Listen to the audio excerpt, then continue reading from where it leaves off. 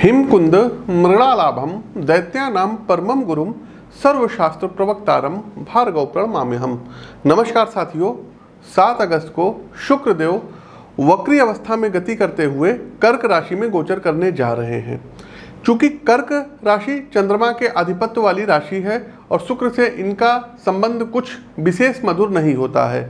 दूसरा साथियों कि अब ये वक्री अवस्था में है, तो साथियों प्रत्येक राशि के लिए स्थितियां थोड़ी बहुत विकट बन सकती हैं। जहां ये 4 सितंबर तक इसी अवस्था में रहेंगे, कुछ राशि के जातकों को कामकाज में चुनौतियां आएंगी, व्यवसाय में मुनाफा जो है संकुचित हो सकता है। इसके अलावा समाज और राजनीति में भी कुछ बड़े परिवर्तन के गवाह शुक्रदेव बनने जा रहे हैं। खास तौर पर विश्व राजनीति में कोई महाशक्ति विश्व के किसी कोने में सैनिक अभियान संचालित कर सकती है। हमारी इस प्रिडिक्शन का विशेष ध्यान रखिएगा कि कोई भी महाशक्ति विश्व के किसी भी कोने में कोई सैनिक अभियान संचालित कर सकती है, कोई युद्ध की घोषणा कर सकती है।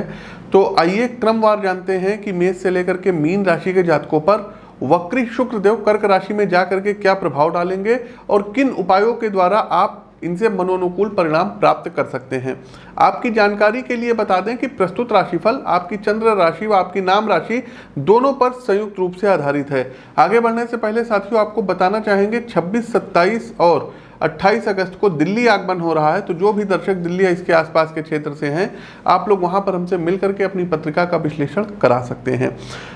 आगे बढ़ते हैं साथियों, और एक चीज आपको बता दें, देखिए शुक्र कर्क राशि में जा रहे हैं और इनकी जो 7वीं दृष्टि रहेगी ना, ये मकर राशि को देख रहे होंगे।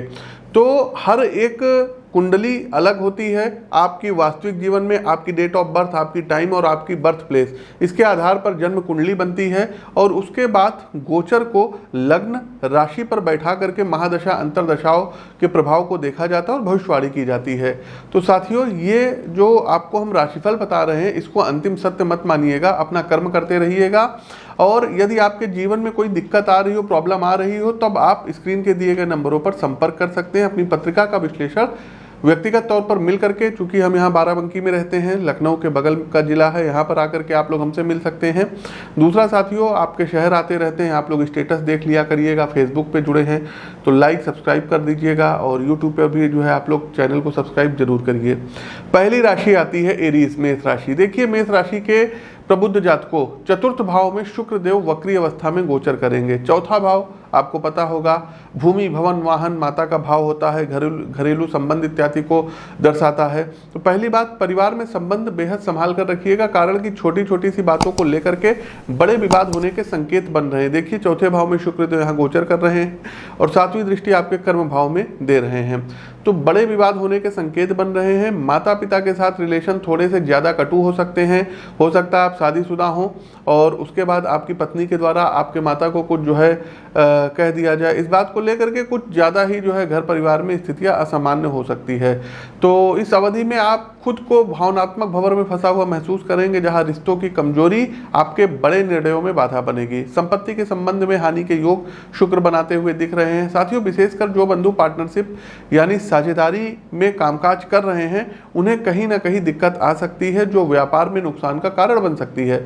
चूंकि शुक्र की दृष्टि हमने बताया दशम भाव पर भी पड़ रही, इसलिए पेशेवर जीवन में भी थोड़ी बहुत चुनौतियां आ सकती हैं, तो ध्यान रखिएगा। उपाय क्या कर सकते हैं, तो ओम द्राम द्रीम द्रौम सा शुक्राय नमः इस मंत्र का 108 बार जाप करिएगा और कोशिश कीजिए अपने आप को ठंडा रखिए, कूल रखिए और एक स्फटिक की माला गले में धारण कर लीजिए। दूसरी राशि पर आगे बढ़ते हैं, वृषभ राशि।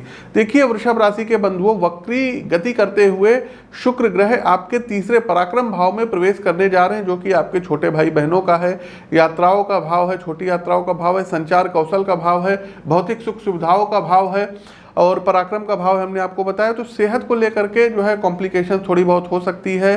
साथियों, आपकी भौतिकता यानी राग रंग, बाहर के खाने की आदत, जरूरत से ज़्यादा खर्च, ये सभी चीज़ें मिलकर आपके शारीरिक और मानसिक स्वास्थ्य के पतन का कहीं ना कहीं कारण बन सकती है। अतः अभी से अपनी जरूरतों की सीमा तय कर लीजिए, जिससे भोग की अधिकता आप पर हावी ना होने पाए।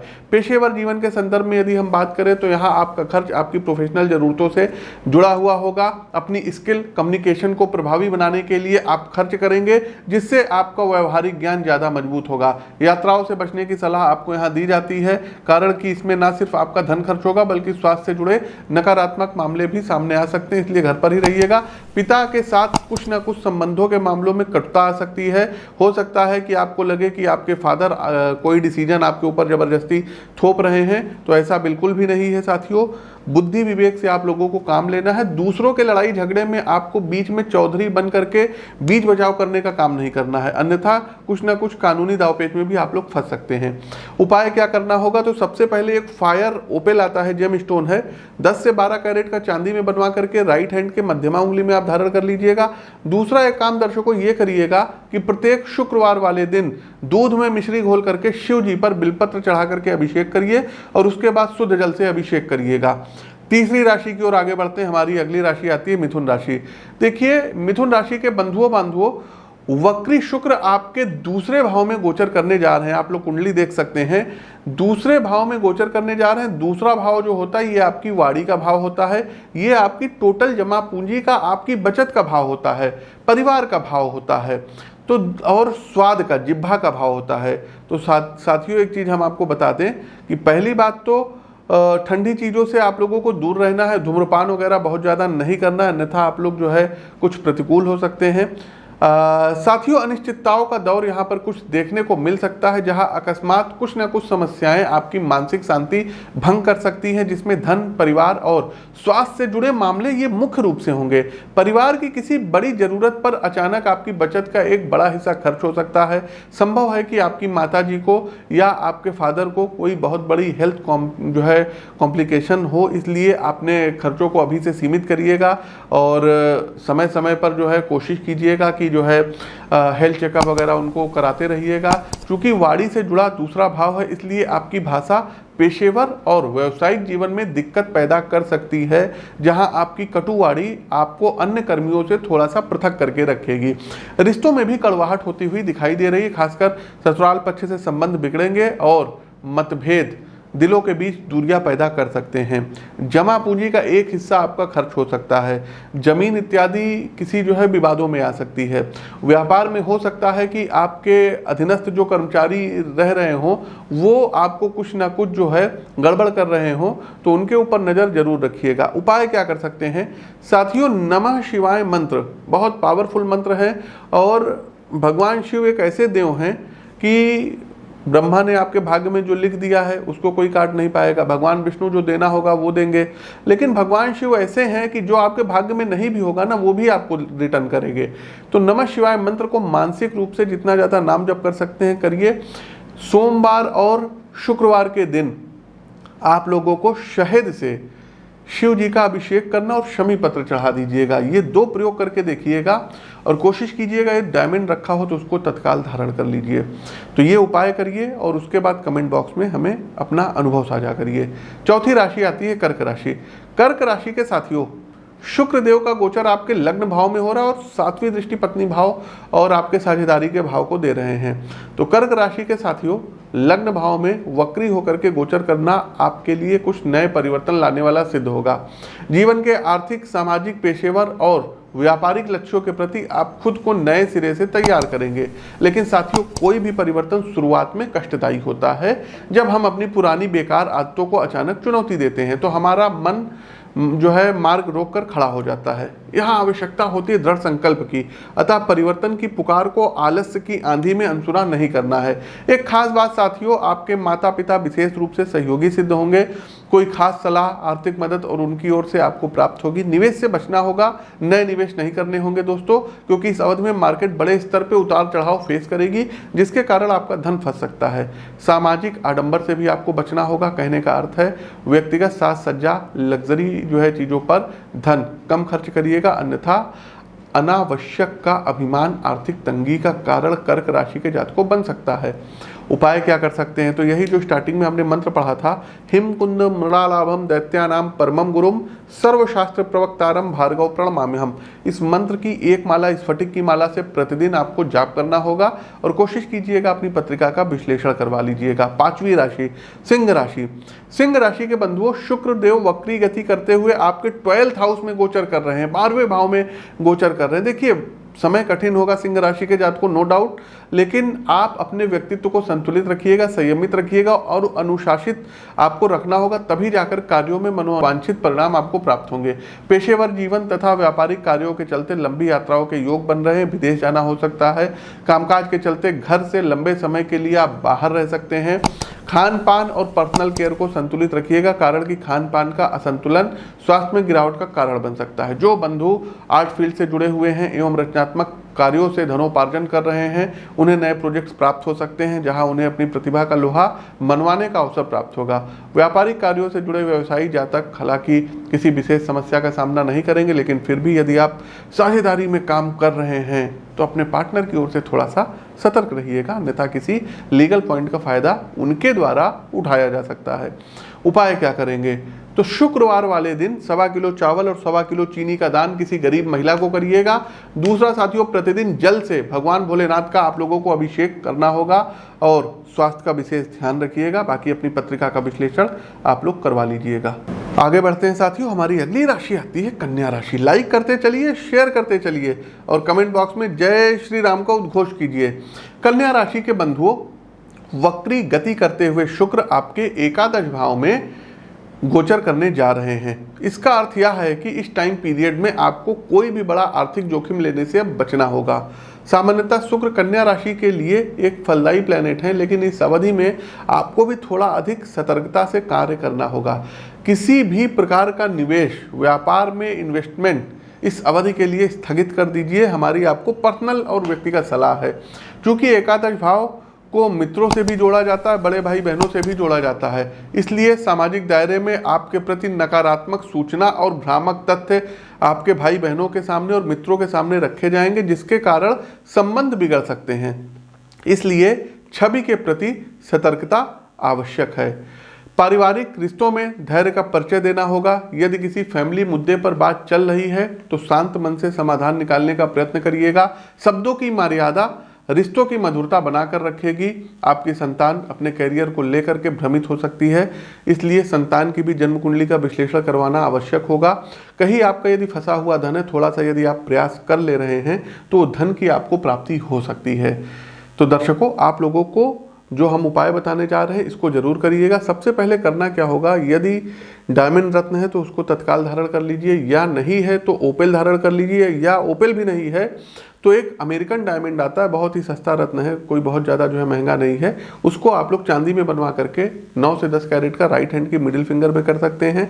90 सेंट का या 1 से 1.5 कैरेट का जो है डायमंड आप लोग मिडिल फिंगर में प्लेटिनम में धारण कर सकते हैं। दूसरा एक काम ये करना होगा कि शुक्र कवच का प्रतिदिन 3 बार पाठ कन्या राशि के जातकों आपको करना होगा। आगे बढ़ते हैं तुला राशि। तुला राशि के बंधु बांधवों, देखिए आपके जो है राशि के, चूंकि शुक्रदेव की मूल त्रिकोण राशि तुला राशि होती है, तो वक्री गति करते हुए शुक्र का अब आपके अगर जो है हम राशि से देखें तुला राशि तो 10वें भाव में गोचर होने जा रहा है। तो यहाँ पर शुक्रदेव औसत परिस्थितियों का निर्माण कर रहे हैं। सबसे पहली यदि हम बात करें तो तुला राशि के जातकों जो है पहली समस्या व्यक्तिगत अभिमान में वृद्धि होने से संबंधित आपको होगी। आपका सेल्फ ईगो आपको अपने आसपास के लोगों से दूर कर सकता है। सिर्फ अपने विचार को ठीक मान करके चलना हमें एक बंद मस्तिष्क का व्यक्ति बना देता है। आपके अंदर आएगा एको ब्रह्म द्वितीयो नास्ति, तो इस परिपाटी को बिल्कुल हटा दीजिएगा। एको ब्रह्म द्वितीयो ना अस्ति की जो परिपाटी है ये अपने मन में बिल्कुल भी मत उपजने दीजिएगा। और नई संभावनाओं के अवसर मिलेंगे, छोटे अवसर भी मिलते हैं, तो इनको आप लोग लपक लीजिएगा और आपका आत्म अभिमान कार्य क्षेत्र में कुछ मुश्किलें खड़ी कर सकता है, जिसके कारण पेशेवर जीवन में संबंधित समस्याएं भी सामने आ सकती है। दूसरी समस्या ये रहेगी तुला राशि के जो है साथियों कि आप अपना अधिकांश समय अनावश्यक की बातों और डिस्कशन में लगाएंगे, जिसके कारण आपकी वर्क प्रोडक्टिविटी नकारात्मक रूप से प्रभावित होगी। अतः आपको ये सलाह दी जाती है कि जितना समय आप ऑफिस में रह करके अपने कार्य पर केंद्रित करें उतना अच्छा है। पारिवारिक दृष्टि से संतोषजनक माहौल रहेगा। घर में सदस्यों के बीच सहयोग आत्मिक सुकून को बढ़ाएगा। किसी नए व्यक्ति के साथ आप प्रेम प्रसंग में इस दौरान पड़ सकते हैं। बिजनेस सेक्टर की यदि हम बात करें तो जो जातक फूड इंडस्ट्रीज, ज्वेलरी के कारोबार से जुड़े हैं, खाने पीने का रेस्टोरेंट चलाते हैं, जल का कारोबार करते हैं, ठंडी चीज़ों का करते हैं, वो अच्छा आर्थिक मुनाफा कमाएंगे। उपाय क्या कर सकते हैं? तो पहली चीज़ साथियों कि 7 मुखी यदि रुद्राक्ष हो तो उसको गले में धारण कर लीजिएगा। दूसरा साथियों, प्रतिदिन श्री सूक्त का पाठ करिएगा। और तीसरा, सुनने की क्षमता विकसित करिएगा। अगली राशि आती है स्कॉर्पियो वृश्चिक राशि। भाग्य भाव 9वें भाव में वक्री शुक्र का गोचर। वृश्चिक राशि के जातकों अब थोड़ा सा सतर्क हो जाइए। गोचर कालखंड की इस अवधि में किसी भी प्रकार के बड़े निर्णयों से बचिएगा।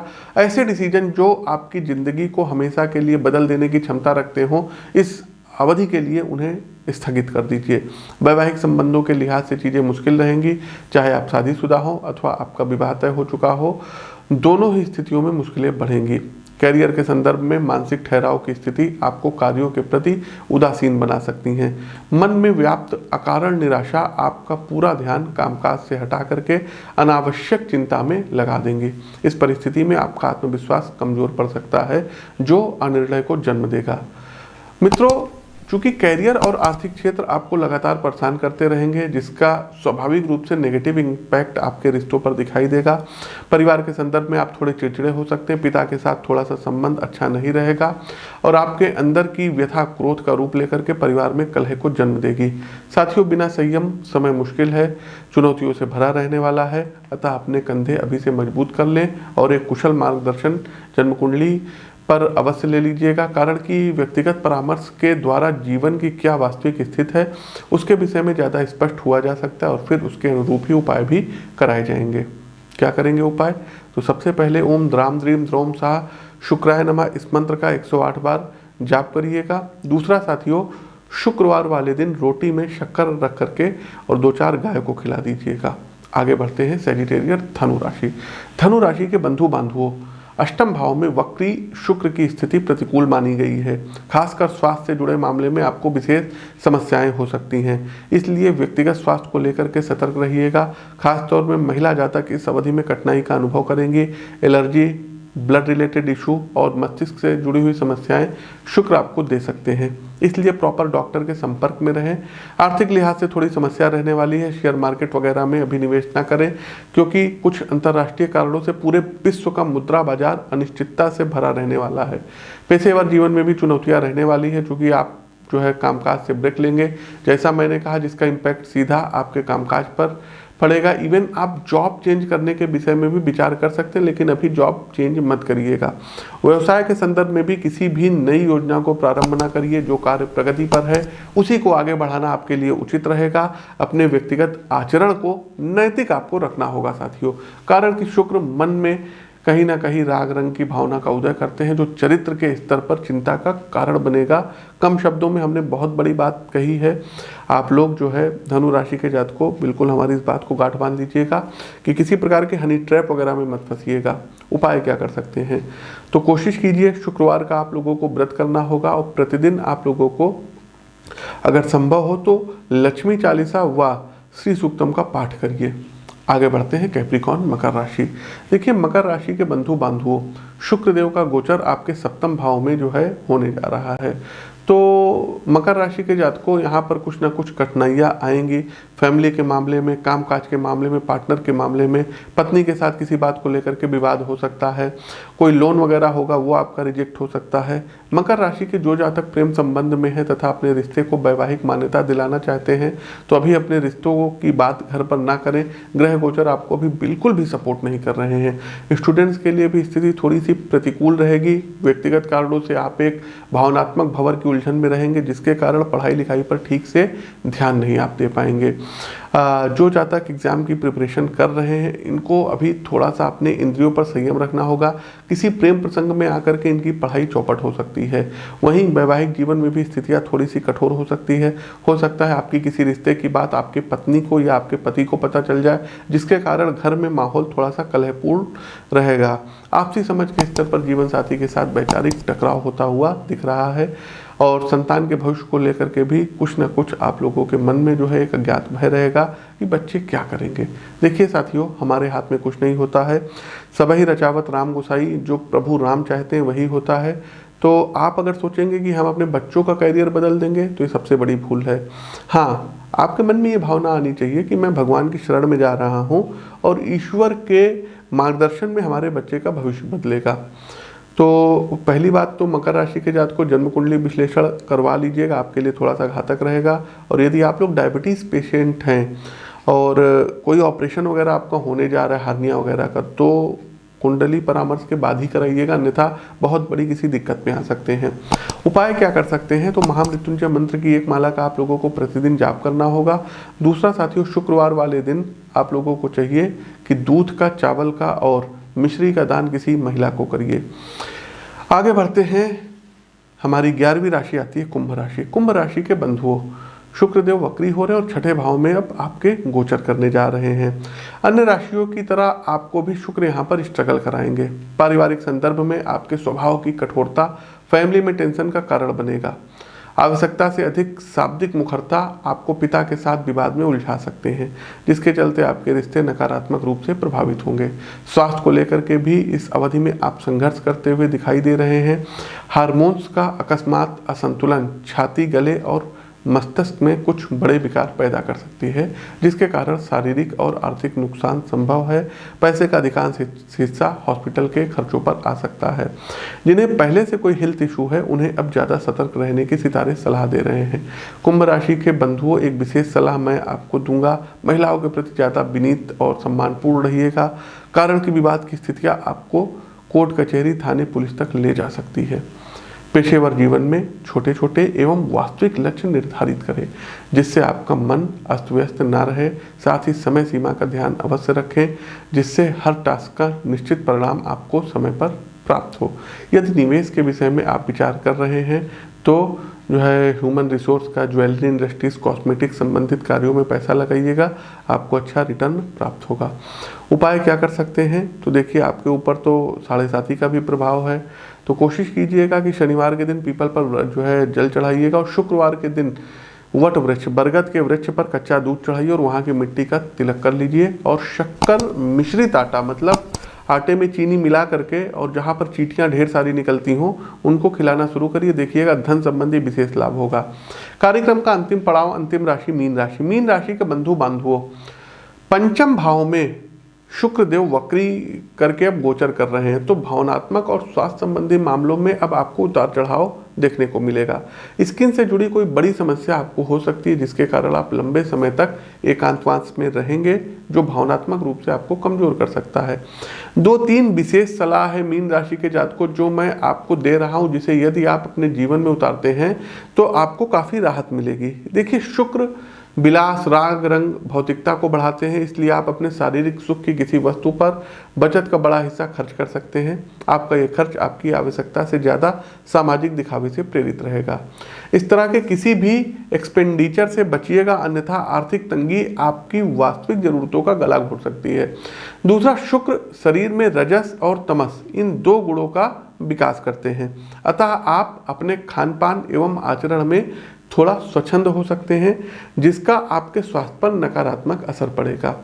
बाजार के खान पान से दूर रहिएगा। ऐसा भोजन जो आपके शरीर में फैट को बढ़ाए उससे थोड़ा दूरी रखिए, अन्यथा स्वास्थ्य से संबंधित बड़ी समस्याएं आपको परेशान कर सकती हैं। प्रोफेशनल प्रोफाइल में काम को टालने की आदत और लेट लतीफ़ी से आपको बचना होगा, अन्यथा आपकी ग्रोथ नकारात्मक रूप से प्रभावित होगी। किसी के साथ लूज टॉक मत करिएगा, अन्यथा आपके आए हुए प्रोजेक्ट्स आपके हाथ से छीन सकते हैं। जो लोग निसंतान दंपत्ति है, उनके घर में संतान की प्राप्ति इस अवधि में संभव है।